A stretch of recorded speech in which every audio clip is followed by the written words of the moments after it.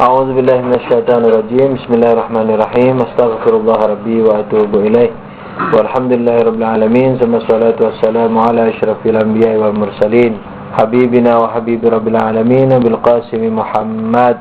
Allahumma shalli ala Muhammad wa ala alihi tayyibin tahirin ma'sumin muntajabin. Amma ba'du. Assalamualaikum warahmatullahi wabarakatuh. Waalaikumsalam.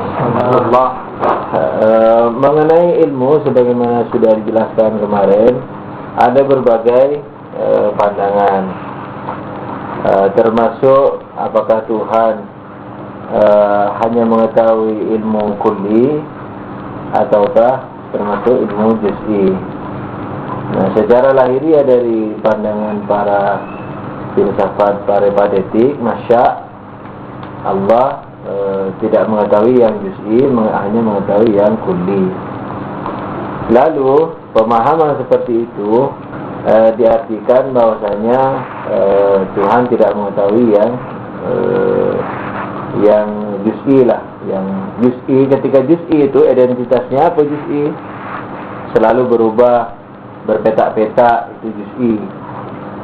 Nah, para filosof membela diri, filosof parepatetik, bahwa mengerti ilmu yang berpetak-petak dan berubah-berubah ini bukan kesempurnaan bagi Tuhan, tapi kekurangan. Yang harus dihilangkan dari Tuhan itu ada dua, bukan hanya negatif, bukan hanya jahil, misalnya bodoh, bukan hanya itu, tapi ilmu yang terbatas, yakni kesempurnaan terbatas juga harus dinegasikan dari Tuhan.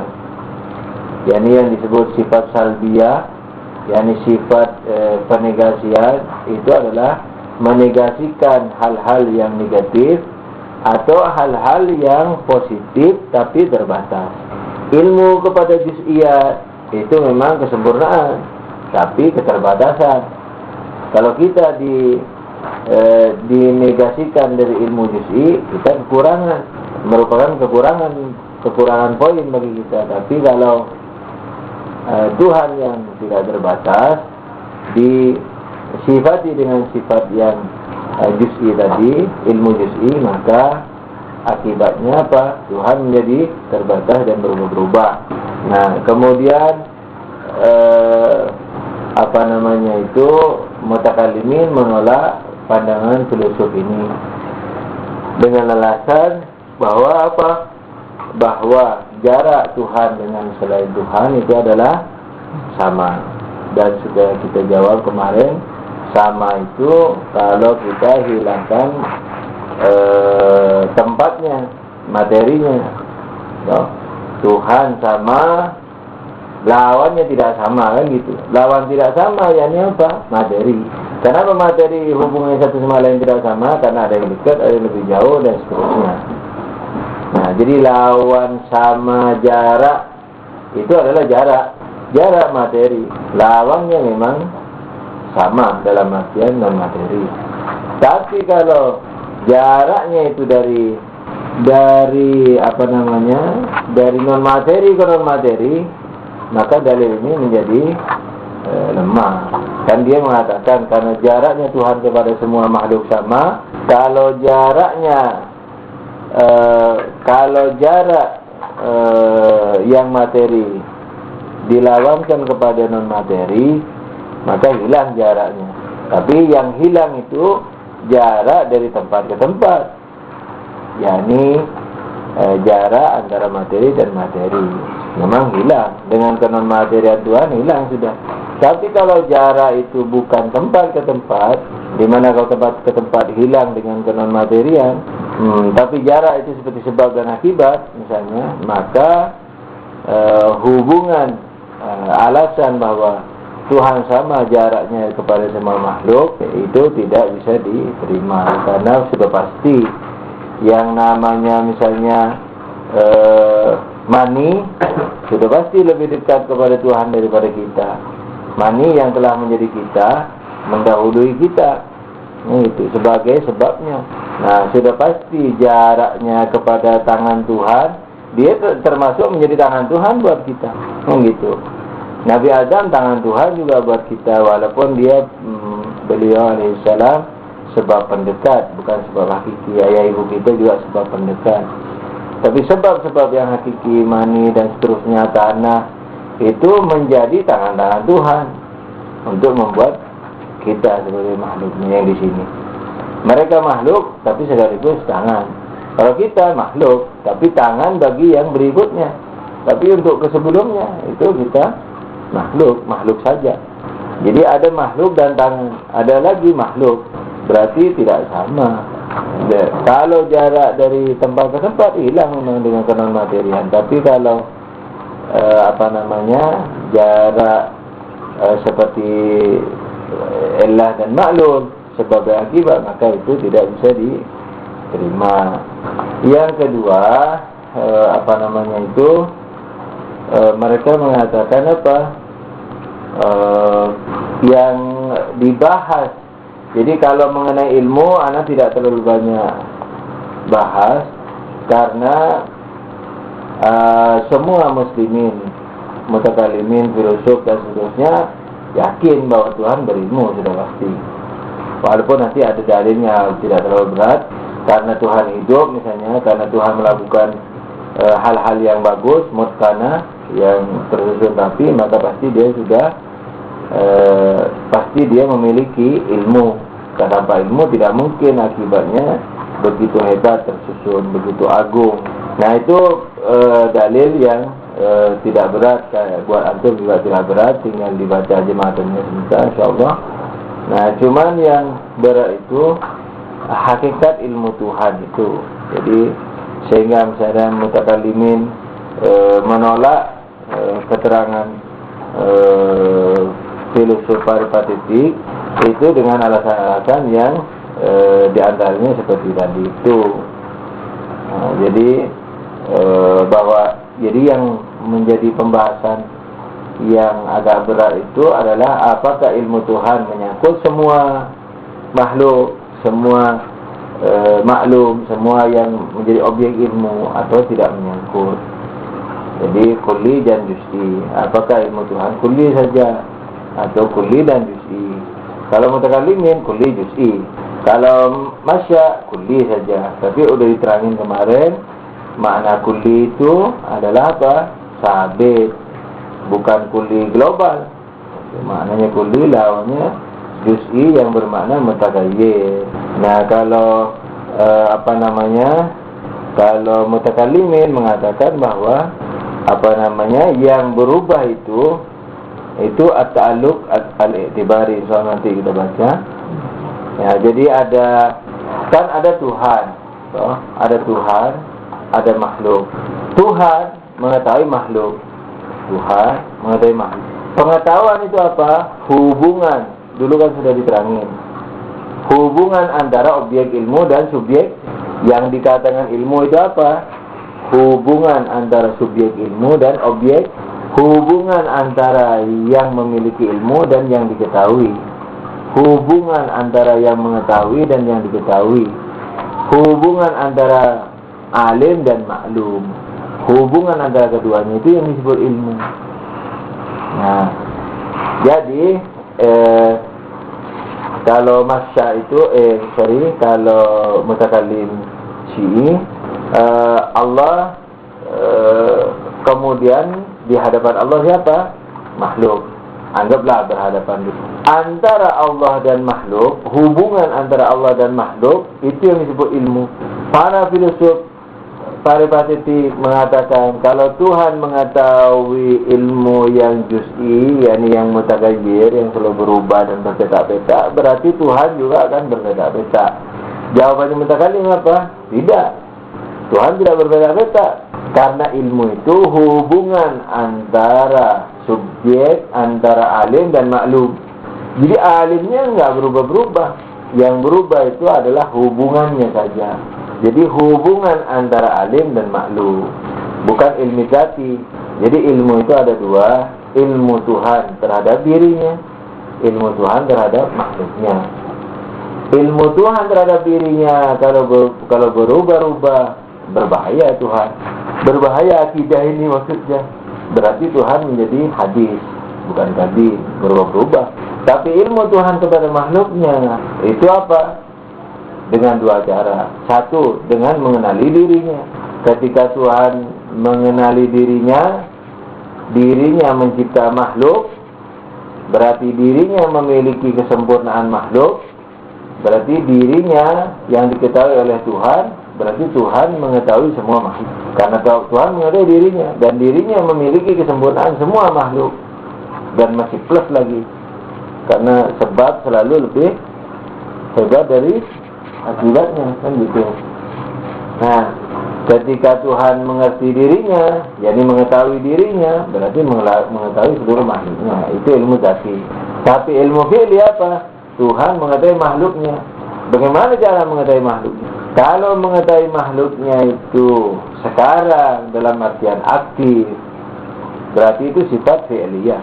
Ilmu mutakallimin mau mengatakan bahwa karena ilmu itu hubungan, kurang lebih ya, karena ilmu hubungan antara pemilik ilmu dan yang diketahui, maka yang berubah-ubah itu hubungannya itu aja. Jadi Tuhan tidak ternodai gitu. Jadi Allah makhluk berhadapan-hadapan, anggaplah dulu gitu dibuat wayang. Sekalipun tidak materi, berhadapan-hadapan kan berarti materi. Anggaplah begitu aja dulu, berhadapan-hadapan. Lalu hubungan keduanya itu yang disebut ilmu. Disebut ilmu. Jadi yang berubah itu apanya? Nah, hubungannya. Berarti ilmu Tuhan tidak, diri Tuhan tidak ternoda. Itu menurut si mutakallimin. Bagaimana kita bisa menjawab ini? Sebenarnya semua problem itu harus ke Irfan. Anak yakin begitu. Tak bisa di atas. Anak sendiri sudah banyak hal. Dia mau pakai hikmah muta'aliyah, kadang-kadang dalam tahapan tertentu dia bisa mengatasi. Inayah Tuhan itu tak pernah berhenti. Tergantung kita. Kalau kita niatnya mau ngambil setetes, ya akan setetes dapatnya. Tapi kalau kita misalnya niatnya mengambil satu samudra, ya barangkali dapat segelas. Kan tidak apa-apa. Namun niatnya ditinggikan. Dan ini belum lagi disentuh. Kita mau menyentuh Tuhan ini ceritanya. Hidup ini tidak mau hirup pikuk dunia, kemudian cari duit, makan pulang, cari duit, makan pulang, terus begitu dibungkus kafan. Kita nggak ngerti agama. Kalau kita tabligh meraba batinnya itu.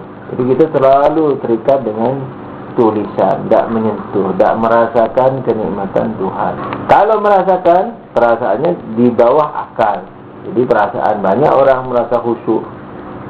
Seperti mendengar film, mendengar lagu, dia nangis kepada Tuhan. Padahal itu kan nangis perasaan. Lagunya ini sudah haram. Jadi tangisan yang akliyah itu yang bagus. Ini ketika akalnya yang menangis, bukan perasaannya. Nah, seperti ilmu Tuhan ini berat sekali ini. Jadi bagaimana, kan sama-sama seperti masuk akal tuh. Si para patetik tadi betul itu masuk akal. Dia katakan kalau Tuhan terlalu tahu juz'i, berarti yang di diri Tuhan menjadi tempat perubahan. Berarti Tuhan menjadi hadis. Dijawab sama ilmu kalam, yang berubah itu nisbahnya. Bagaimana menjawab ini?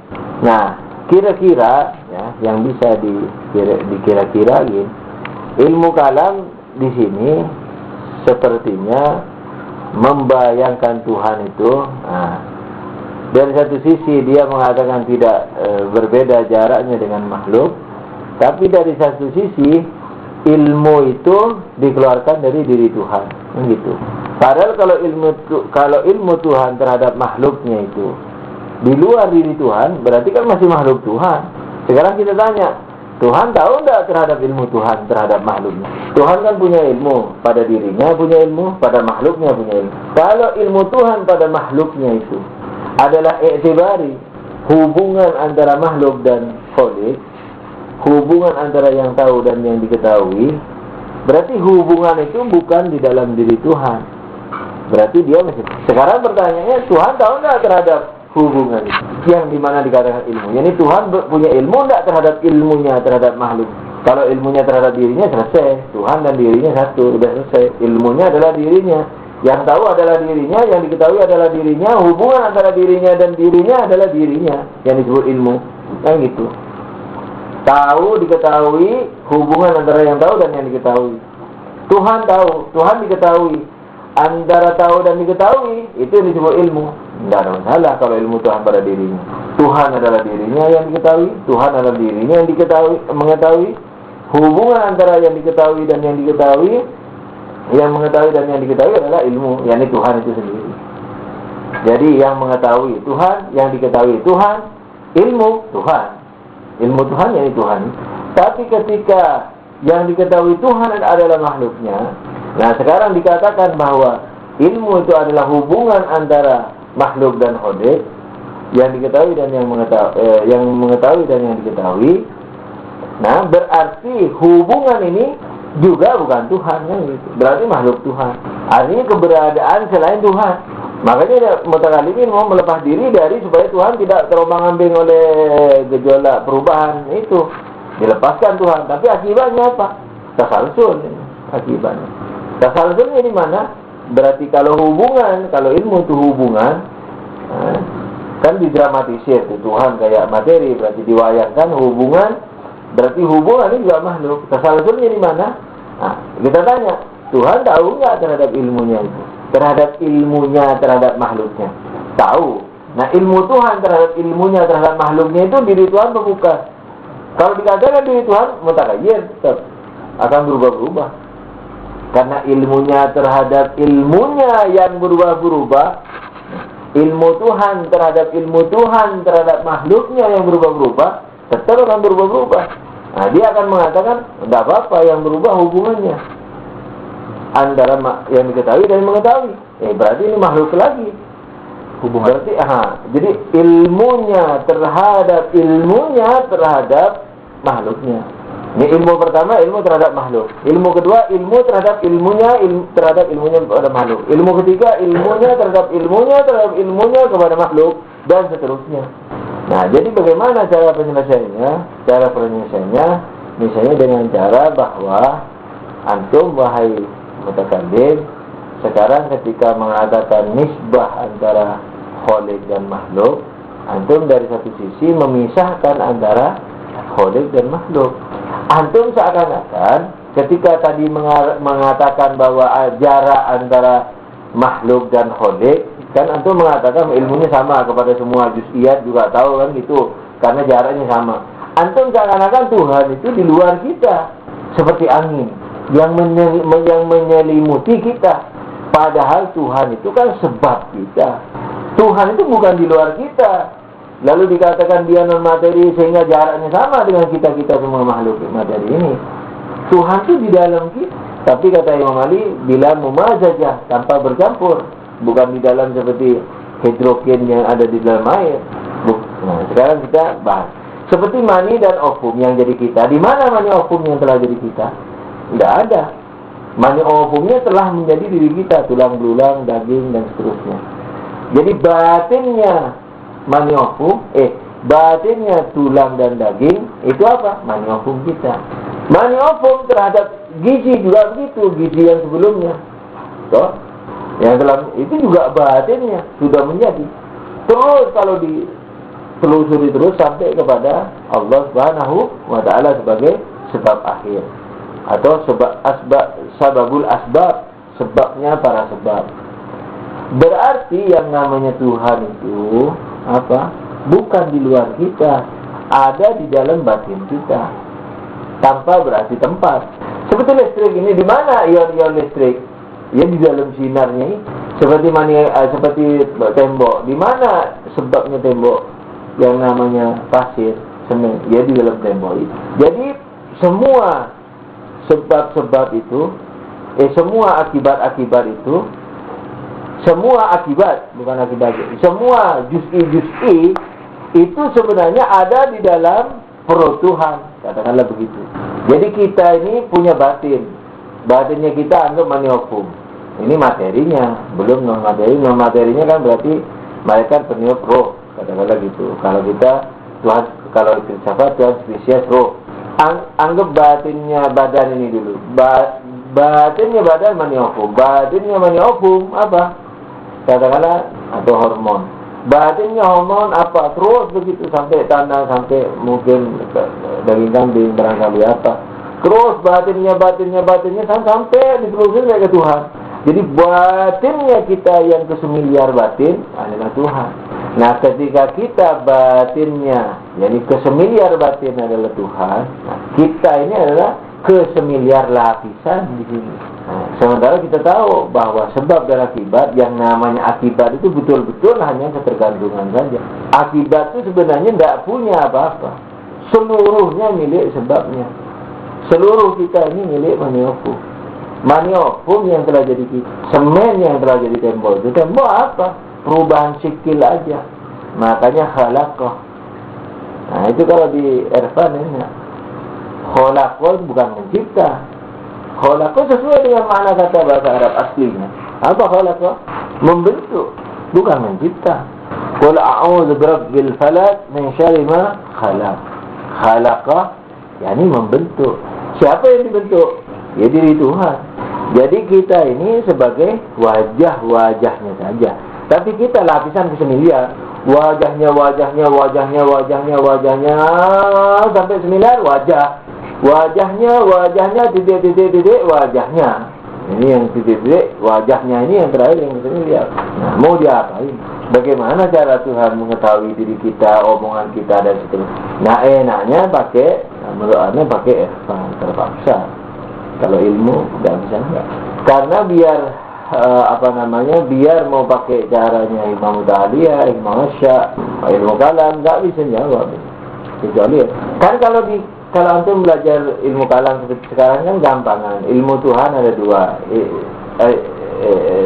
Sifat Tuhan ada dua. Sifat zati, sifat fi'li kan gitu. Ilmu Tuhan itu sebagian zati, sebagian fi'li. Yang zati ilmu Tuhan terhadap dirinya. Yang fi'li ilmu Tuhan terhadap makhluknya. Nah, yang fi'li ini hadis. Karena sebelum ada yang diampuni, tidak mungkin Tuhan pengampun. Sebelum ada makhluk, tidak mungkin Tuhan mengetahui. Tapi kesempurnaannya diketahui sama Tuhan sebelum dibuat makhluknya. Tapi yang dibahas ini seperti kita lah. Kita sebelum ada kita diketahui nggak sama Tuhan? Diketahui. Tapi setelah kita ada, diketahui nggak kitanya itu? Antum jangan jadikan satu dari ilmu. Kita sebelum dibuat diketahui sama Tuhan, kan gitu. Ilmu qabla syai'. Kenapa? Karena Tuhan sebabnya. Tuhan mengetahui seluruh makhluknya dengan cara mengetahui dirinya. Kita berarti sudah diketahui sebelum Nabi Adam dicipta, sebelum Adam dicipta kita sudah diketahui sama Tuhan. Oke, diketahui udah. Tapi ketika kita sudah dicipta, ketika kita sudah terikat dengan zaman, diketahui nggak? Seperti sekarang ini kita ngobrol. Sekarang ini diketahui nggak? Kalau mutakallimin maknanya sekarang ini juga diketahui. Dulu diketahui, sekarang diketahui. Dulu sebelum diciptakannya alam diketahui, sekarang juga lagi aktif ini diketahui. Nah, filosof Paripathitik mau mengatakan Tuhan mengetahui sebelum dicipta itu. Ilmu kulli sabit yang tidak mutaghayyir. Universal maksudnya sabit, bukan kulli global atau kulli bermakna pemahaman yang bisa diterapkan kepada banyak misdak atau ekstensi. Tapi ilmu yang ini kata Paripathitik, ini ilmu yang rendah karena terikat dengan ruang dan waktu, berwarna-warni, dan ini akan membuat Tuhan tercabik-cabik. Dijawab sama mutakallimin, nah yang tercabik-cabik bukan Tuhan, karena ilmu hubungan antara gerakan kita dengan ilmu Tuhan, dengan diri Tuhan, berarti di luar.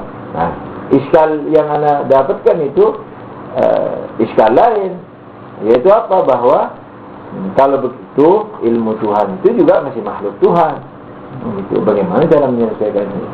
Nah, ini susah itu. Nah, yang paling enak pakai wahdatul wujud. Itu ilmu Tuhan. Nah, dengan pendekatan tadi itu sebab akibat. Jadi bahwa ketika akibat itu tidak ada lain kecuali jelmaan daripada sebab, wajahnya sebab, tampilannya sebab. Nah, jadi anggap sebab itu bukan anggap, memang hakikatnya. Ketika sebab itu yakni Tuhan, sebab hakiki itu adalah Tuhan, dan yang ada hanya Tuhan, berarti kita ini apa? wajah-wajahnya, dan wajah-wajah itu tidak pernah mengganggu diri Tuhan. Makanya ada itu tetap mustarakun ma'nawi dalam dalam mantik filsafat mustarakun ma'nawi. Seandainya ada ini dipengaruhi oleh esensi sesuatu seperti pohon, kucing, anjing, kepiting, terenggiling, kalau dipengaruhi, berarti kita nggak bisa memahami ada. Harus ada embel-embelnya. Seperti saya ketemu orang, siapa? Kan selalu saya melihat ada apa? Gitu. Nggak bisa dipahami. Oh ada. Harus siapa? Nanya. Karena apa? Kita nggak memiliki kepahaman tentang ada. Yang lawannya tiada itu. Dan tiada juga jadi banyak. Karena adanya banyak, makanya tiadanya juga jadi banyak. Padahal tiada adalah tiada satu. Kan itu dari dalil musyarak maknawinya ada. Nah, ketika ada itu musyarak maknawi, sama dalam makna, bukan hanya sama dalam kata, berarti ada tidak pernah dijamah oleh esensi apapun, warna-warni apapun, bentuk-bentuk apapun. Kalau ada itu sudah kita yakini dia adalah Tuhan, maka Tuhan tahu seluruh juz'iyat, seluruh warna-warni, seluruh bentuk-bentuk tanpa harus berubah adanya. Hubungannya apa? Apakah berpisah? Enggak, karena itu wajah Tuhan. Jadi wajah Tuhan. Makanya disebut bayang-bayang Tuhan. Kemana saja kamu berpaling, kamu lihat wajah Tuhan. Seperti antum lihat anak kalau ngomong, perhatian antum kalau ke wajah anak, berarti antum tidak melihat wajah anak. Antum melihat wajah anak sebagai sesuatu yang mandiri. Wajah anaknya mana akan terfungsi manakala antum melihat anak, tapi perhatian antum kepada anak. Jadi wajah anak ini dijadikan jembatan untuk memperhatikan anak. Makanya wajah hilang. Antum ketika wajah anak melihat wajah anak, tapi perhatiannya kepada diri anak, wajah anak tidak jadi perhatian buat antum. Karena itu fungsinya wajah. Wajah itu hanya menceritakan identitas si fulan. Tapi kalau wajahnya diperhatikan, alisnya diperhatikan dan seterusnya, berarti dia mandiri. Oleh karena itu kalau kita lihat alam sebagai wajah Tuhan, maka alam itu hilang di hadapan kita. Yang ada Tuhan. Dalam bahasa dalam bahasa Irfannya, kalau kita lihat pohon, hilang ada. Kalau kita lihat ada, hilang pohon. Hilang pohon-pohonan warna-warni. Kita hanya mau konsen sama adanya itu. Batinnya pohon-pohon, batinnya warna-warni, batinnya juz'iyat itu adalah ada. Dan ada tidak pernah dinodai oleh juz'iyat itu, oleh esensi-esensi itu. Gitu. Jadi Allah mengetahui juz'iyat sekarang ini juga tanpa bergeser. Ini penjelasan munasabah harus dicamkan baik-baik ya. Barangkali antum betul-betul tidak dapat taufik belajar lama di sini, jadikan itu kunci kehidupan. Tapi anda tetap menganjurkan antum belajar lama di sini supaya juga mengambil manfaat dari kujurgon yang ada di sini. Gitu. Jangan hanya belajar kulit-kulitnya. Dunia itu sebentar lagi ditinggal sama antum. Betul. Mungkin setahun lagi dibungkus, 3 tahun lagi dibungkus. Pasti deh. Dan itu tidak perlu diargumentasi lagi. Cuma merasapinya dalam setiap hari. Sehingga konsentrasi kita kepada Islam saja, Tuhan saja, itu yang perlu perjuangan. Seperti rezeki yang antum makan ini paling mulianya rezeki. Duitnya Imam Mahdi. Kita ke Masyhad kalau dikasih rotinya, makanan di restoran Imam Ridho, kalau orang Pakistan itu, makanan Imam Ridho itu di restorannya yang gratis itu dikeringin nasinya itu. Dibawa ke Pakistan sana, dibagi-bagi ke familinya, ke sendok-sendok, tabarruk. Loh kita tiap bulan dapat syariahnya Imam Zaman. Tidak ada lebih suci, lebih barokah daripada syariah yang kita dapat. Makanya kalau nyuruh orang biar ada duitnya, jangan dipakai. Cukupkan dari hauzah. Kenapa? Karena nilai tabarruknya, terus nilai sedikitnya. Ya ini apa? Qanaahnya itu. Jadi biarpun kaya, buatlah mentalnya orang biasa. Nah, kenapa? Karena memang nanti dunia begitu. Antum jangan dikira Imam Ali itu miskin. Hazrat Fatimah yang punya satu baju miskin, punya fadak tapi nggak pernah diambil. Makanya ketika di kudeta sama kelompoknya misalnya Abu Bakar dan seterusnya, fadak nggak dikasih. Makanya ketika zaman Bani Umayyah, Bani Abbas ya, Bani Umayyah, Imam Musa, Bani Abbas berarti. Ketika mau dikembalikan fadak oleh Bani Abbas kepada Imam Musa alaihissalam, Imam Musa mengatakan apa? Kalau kau mau mengembalikan, kenapa kau misalnya merongrong kerajaanku? Masalah fadak, ini aku kasih surat supaya fadak kau ambil lagi. Kata Imam Musa, sehingga Imam Musa alaihissalam mengatakan, kalau kau mau mengembalikan fadak, serahkan seluruh negara muslim, seluruh negara kuasaanmu itu serahkan. Apa maksudnya? Maksudnya fadak itu besar, bisa dibuat dana perjuangan Imam Ali, sehingga tidak akan lama kudeta-kudeta itu bisa bertahan. Yakni yang merampas khilafahnya Imam Ali, kalau Imam Ali punya fadak itu di tangan Hazrat Fatimah punya fadak, diserahkan ke Baitul Malnya Imam Ali, maka itu bisa dibuat dana perjuangan sehingga kekuasaan Islam akan tetap di tangan Ahlul Bait, sekalipun itu salah satu sebab tergantung bermasyarakatnya. Nah, oleh karena itu ketika Bani Abbas mau mengembalikan tanah fadak itu, Imam Musa mengatakan, kalau kau mau mengembalikan tanah fadak, kembalikan seluruh kekuasaanmu, karena tanah fadak akan membuat kekuasaan Ahlul Bait tidak terganggu. Maksud Anda mau menceritakan dalam hal ini adalah bahwa tanah fadak itu besar sekali penghasilannya. Nah, akan tapi mereka miskin, terkenal miskin. Imam Ali sampai turun surat Ad-Dahr al-Insan itu karena kan tidak makan, tidak 3 hari 3 malam. Anggap kita makan sudah 3 kali sehari. Kalau mereka 3 hari tidak makan, kalau kita 3 kali sehari. Anggap sudah makan, tapi cukup-cukupkan aja apa ini mah. Tidak akan ada apa-apanya. Jadi istilahnya himmahnya itu kalau antum menolong Islam, berarti antum menolong diri antum sendiri. Jadi sebenarnya kita ngerayu Tuhan dengan GR-nya merasa berjuang, belajar. Ini sebenarnya ngerayu Tuhan. Tuhan nggak perlu sama kita. Nah, jadi porsi kehidupan antum, sasaran, tujuan hidupnya antum itu harus ditentukan, harus muhkam. Megangnya itu muhkam. Kalau enggak, hanyut. Nanti asal halal saja hidup.